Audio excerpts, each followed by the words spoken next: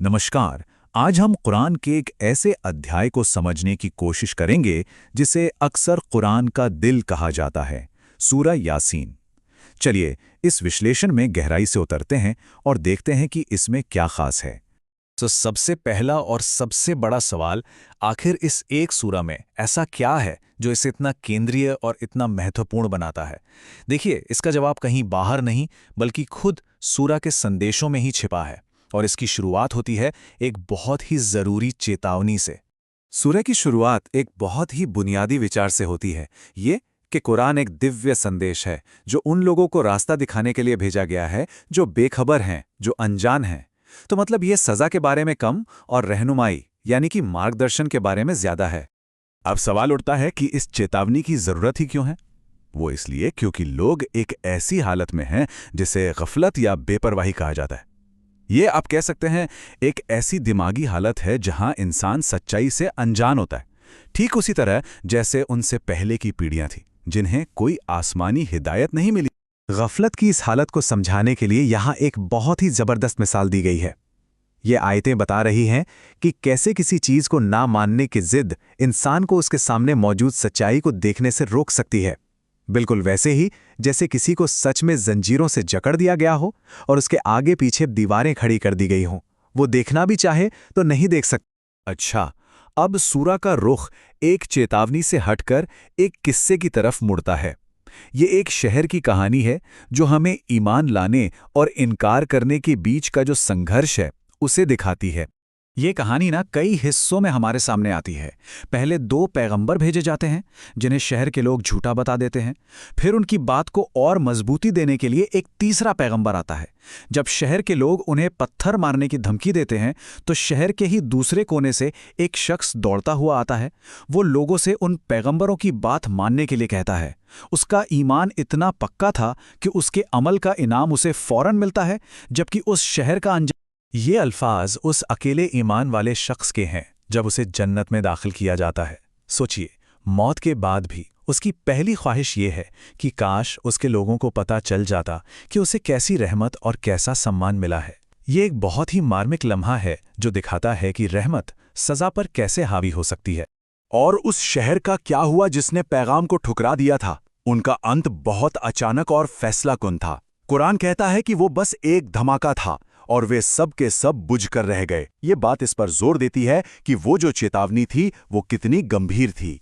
अब उस एक शहर की कहानी से आगे बढ़ते हुए सूरा हमारा ध्यान एक छोटी सी घटना से हटाकर पूरी कायनात की तरफ ले जाती है। ये हमें उन निशानियों को देखने के लिए कहती है जो इस कुदरती दुनिया में एक बनाने वाले के होने का सबूत हैं। यहाँ हमें अपने चारों ओर देखने के लिए कहा जा रहा है। सूखी बंजर जमीन जो बारिश के बाद फिर से हरी भरी हो जाती है।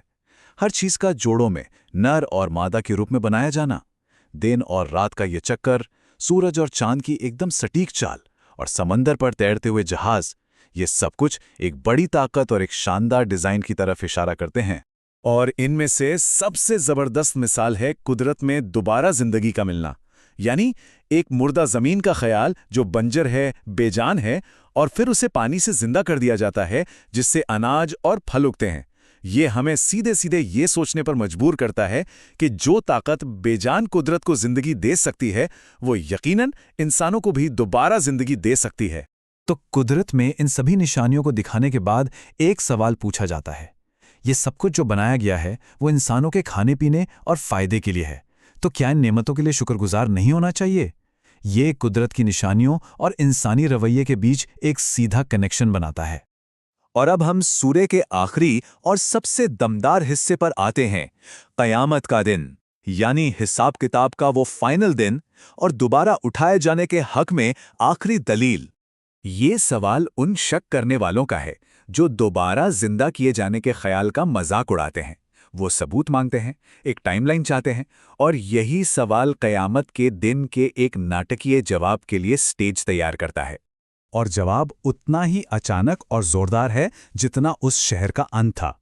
शक करने वालों को बताया जाता है कि वे बस एक चीख का इंतजार कर रहे हैं जो उन्हें अचानक आ पकड़ेगी। यहाँ एक बात पर गौर करें, शहर का अंत भी एक धमाके से हुआ था और आखिरी बुलावा भी एक चीख से होगा। ये दोहराव हमें बताता है कि अंजाम अचानक होगा और यकीनी है। ये है दोबारा उठाए जाने का वो लम्हा। जब सूर फूंका जाएगा तो सारे इंसान अपनी कब्रों से निकलकर हिसाब किताब के लिए जमा हो जाएंगे। ये कैसी सभा होगी जहां कोई भी गैर हाजिर नहीं होगा। और उस फैसले के दिन इंसानियत दो अलग-अलग रास्तों पर बट जाएगी। एक तरफ जन्नत वाले होंगे जो खुशियों और सुकून में होंगे, दूसरी तरफ मुजरिम होंगे जिन्हें अलग खड़ा कर दिया जाएगा। उस दिन उनके मुंह पर मुहर लगा दी जाएगी और उनके अपने हाथ पैर उनके उन कामों की गवाही देंगे जो उन्होंने दुनिया में किए थे। ये आखिरी और सबसे बड़ा शक है, दोबारा जिंदगी मिलने की बात के खिलाफ सबसे बड़ी दलील। ये एक सीधा सा सवाल है जो हकीकत पर आधारित है कि भाई जो चीज सड़ गल कर मिट्टी बन चुकी है उसे वापस कैसे लाया जा सकता है। इसका जवाब एकदम साफ और तर्क पर आधारित है। जो ताकत पहली बार किसी चीज को बिना किसी नमूने के बना सकती है वो यकीनन उसे दोबारा भी बना सकती है। बनाने का काम तो बस एक इरादे और हुक्म का मामला है। कुन फयकून, हो जा, और वो चीज हो जाती है। तो आखिर में ये सूरह हमें एक बहुत गहरे सवाल के साथ छोड़ जाती है।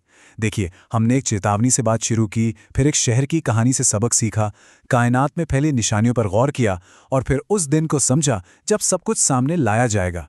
ये सारी बातें, ये सब एक ही हकीकत की तरफ इशारा कर रही हैं, बनाने वाले की बेपनाह कुदरत। तो सवाल ये उठता है कि अगर पूरी कायनात सिर्फ एक हुक्म से बन सकती है तो फिर हमारी अपनी जिम्मेदारियों और जवाबदेही का क्या मतलब निकलता है? और शायद यही वो सवाल है जो सूरह यासीन के बिल्कुल दिल में बसा हुआ